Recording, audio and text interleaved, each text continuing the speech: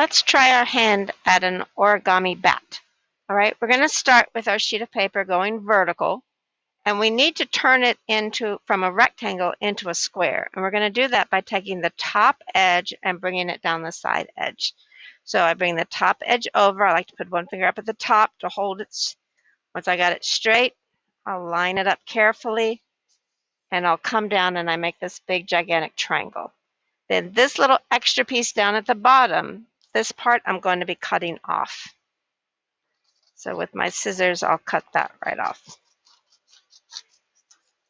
Okay, so now I have the top equal to the side. The top is also equal to the bottom, and the two sides are equal. Four sides are equal, so I have my square, right?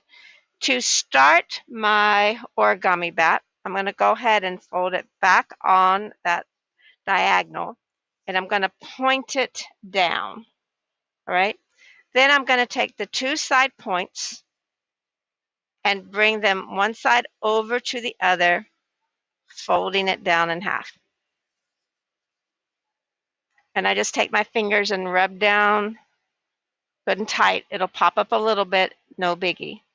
Now I'm going to open it back, and then I'm going to take each side point down to the middle point. I'm going to do them one at a time. So I'm going to take this side point and I'm going to stop it with my finger up here, and I'm going to bring it all the way down to the bottom point. I'm going to line them up. It's going straight down that middle crease line, and I'm going to crease it over. And I'm going to do the exact same thing on the other side. I'm going to keep my finger up at the top so I can stop it good, bring it down to the bottom, get my fingernail in there. Doesn't really want to go where I want it. There we go. And I can crease it down. So now they've kind of flopped over like little ears. I'm going to reopen them. And now I have some crease lines that are running down. And you don't have to mark yours. I just want you to make sure that you can see mine. All right. So I'm going to come from the top of the flat line, not the pointed side. I'm going to come halfway down, maybe just a little bit further on both sides. And then I'm going to go straight over to the side. And I'm making this W looking shape. All right. This is going to be cutting out my wing area. So I'm going to go back in and turn that around, and I'm going to cut these two parts out. And again, I'm following down that crease line.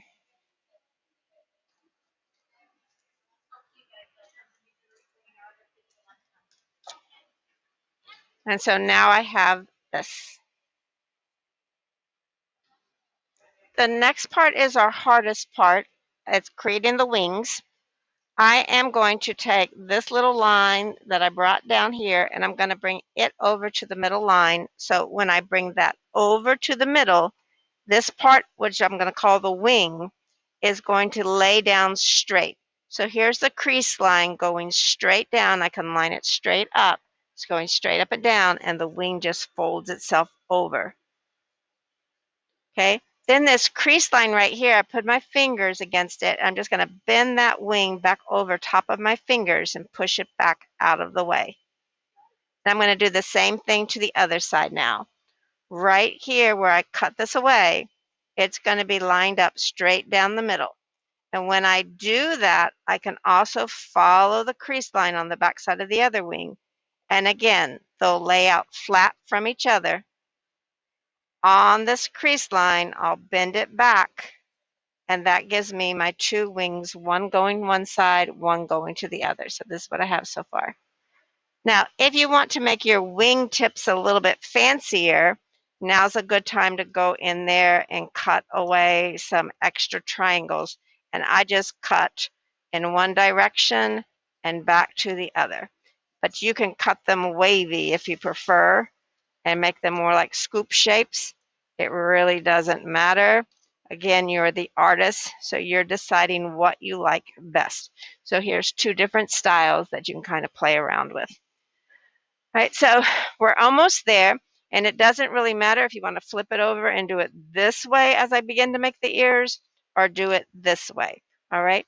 But up here at the top, this is going to be the head area, you are going to cut two little slits. And I'm going to cut the slits. Let me mark it. I'm going to cut them with little diagonals going up. So from the outside going up just a little bit.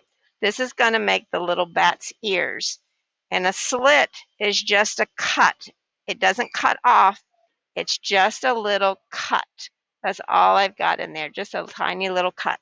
And I want to do both sides. Now, with those little cuts that I have in there, you can bend over, and again, you can bend it one way or the other, and those little points will come up for the bat's ears. So here I've got it this way, or I can flip it over, and again, over those little slits, pointing them up, I can put the head on in this direction. So it really doesn't matter which way you turn your head. You can add extra tail feathers if you want. Again, you can decide whatever style you like it best. And I'll do both sides a little bit different just so that you can see. Again, you're the artist, you're creating it. You can start coloring in. You can give them some little eyes. You can give them details. It's really, really, really up to you in the end. But have fun. There's your little origami bat. All right.